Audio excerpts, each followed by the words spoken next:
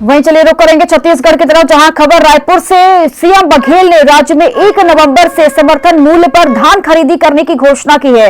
राज्य में धान उपार्जन की व्यापक तैयारियां शुरू कर दी गई हैं। इस पर सीएम ने क्या कुछ कहा, सुनिए। अभी लगातार भेंट मुलाकात कार्यक्रम में हम लोग जा रहे हैं। रायगढ़ में 1 सितंबर से हमने शुरू किए और लगातार अभी भी बालोद जिले में जा रहे हैं किसानों के बीच में। तो करीब वहाँ 4 विधानसभा उधर और इधर 2 विधानसभा। तो सभी किसानों ने मांग की कि इस साल फसल जल्दी पक जाएगा, और तो मैंने निर्देश दिया अधिकारियों को कि तैयारी करो, बारदाने की स्थिति क्या है, खरीदी की स्थिति क्या है, वहाँ जो खरीदी केंद्र है उसकी व्यवस्था देखो, शायद उसको जानकारी हो गई होगी। हमारी तैयारी पहले से, और 1 नवंबर से धान खरीदी शुरू करेंगे। छत्तीसगढ़ में बीजेपी मिशन 2023 की तैयारी में जुट गई है, जिसके तहत 2 पूर्व विधायक समेत सैकड़ों कार्यकर्ता बीजेपी में शामिल हुए। बीजेपी प्रदेश अध्यक्ष अरुण साव ने सभी बीजेपी का गमछा पहनाकर बीजेपी की सदस्यता दिलाई। सारनगढ़ की पूर्व विधायक बसपा नेत्री कामदा जोलहय भी बीजेपी में शामिल हुई हैं, जबकि महासमुंद जिले से बीजेपी से बगावत करने वाले संपत अग्रवाल ने भी घर वापसी की है।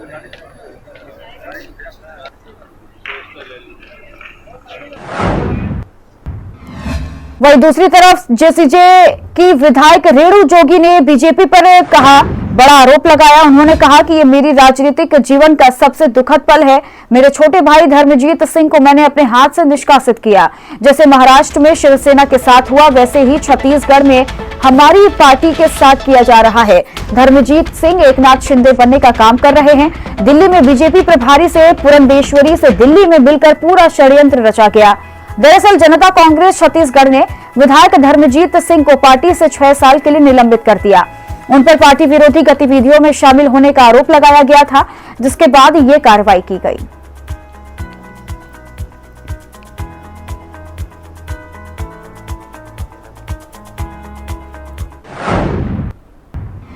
कांग्रेस के छत्तीसगढ़ प्रदेश प्रभारी पीएल पुनिया ने बिलासपुर दौरे पर पहुंचे, जहां पर वो लगातार कांग्रेसी कार्यकर्ताओं से मुलाकात कर रहे हैं। इसके साथ ही पुनिया ने बीजेपी पर भी निशाना साधा। उन्होंने कहा कि कांग्रेस का फोकस केवल हारी हुई सीटों पर ही नहीं, बल्कि जीती हुई सीटों के साथ पूरे सीटों पर कांग्रेस फोकस कर रही है। कार्यकर्ताओं की शिकायतें और सुझाव पर सीधे उनसे चर्चा हो रही है। चुनाव में टिकट चाहने वालों की संख्या हमेशा बहुत होती है। 2018 में भी टिकट चाहने वालों की संख्या बहुत थी, लेकिन सबको मालूम है कि टिकट किसी एक को ही मिलेगा।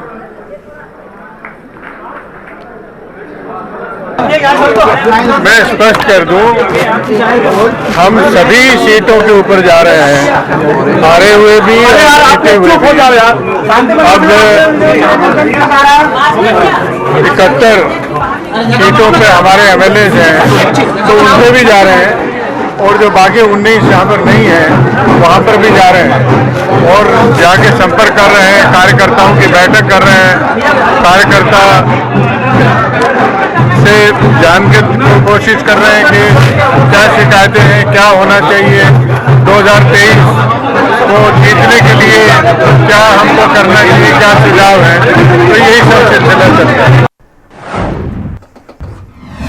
आदिवासी विकास जिला गोरेला पेंड्रा मरवाही आदिवासी लोक नृत्य प्रतियोगिता का आयोजन किया गया। Pendra road Gurukul gymnastic hall में हुए इस आयोजन में बच्चों ने बढ़ चढ़कर हिस्सा लिया। आदिवासियों के परंपरागत नृत्यों की वेशभूषा पहनकर बच्चों ने शानदार प्रस्तुतिकरण दिया।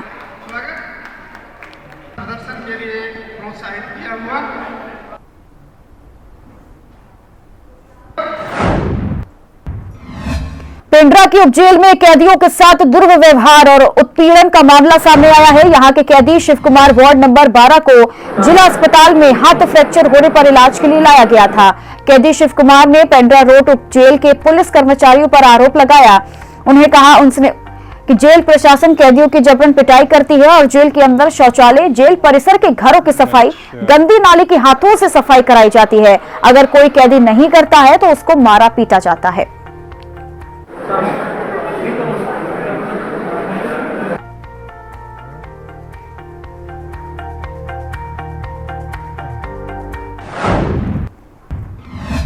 बीजेपी सांसद संतोष पांडे के चचेरे भाई विजय पांडे के कांग्रेस प्रवेश के बाद करवधा में इन दिनों राजनीतिक घमासान मचा हुआ है। विजय पांडे राजनांदगांव लोकसभा के बीजेपी सांसद संतोष पांडे के चचेरे भाई ही नहीं बल्कि जिला बीजेपी व्यापार प्रकोष्ठ के जिला संयोजक भी थे।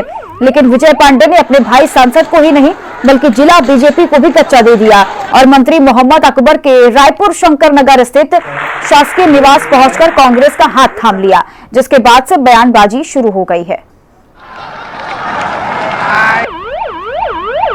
4 लोगों ने आपके सामने कांग्रेस प्रवेश किया है, आपके सवालों का उत्तर भी दिया है और अपनी बात भी रखी है।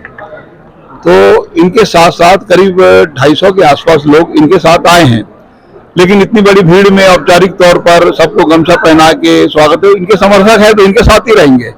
और जो 4 लोगों ने प्रवेश किया है, मैं कांग्रेस पार्टी में इनका स्वागत करता हूं, अभिनंदन करता हूं। आने वाले समय में ये हमारे साथ रहेंगे और इनके बताए अनुसार पूरे सम्मान के साथ जो भी विकास का काम हो सकेगा वो किया जाएगा। छत्तीसगढ़ सरकार में वन मंत्री कवर्धा के विधायक मोहम्मद अकबर बहुत ही भयाक्रांत भयभीत है। 3 अक्टूबर में को कवर्धा में झंडा प्रकरण के बाद और जल्दबाजी में कभी 400-500 गाड़ी में 600 गाड़ी में वो लेकर के रायपुर से आते हैं, कभी सिंघनपुरी के लोगों को, कभी पौड़ी के लोगों को। अब जो पीड़ित है, दुखिया है, उनको भी तिरंगा पहना देते हैं। पार्टी प्रवेश हो गया कहते हैं, आकर के बताते हैं कि हम तो डिमांड को लेकर के गए थे। तो कुल मिला करके ये जैसा बता रहे हैं कि मेरे भाई हैं करके, मेरे भाई तो सत्यनारायण पांडे है, संजय है, संदीप है, क्षेत्र की जनता जानती है। और उन्होंने स्वयं अपने वीडियो में कहा है कि ये लोग मेरे साथ 2003 के भी चुनाव में थे।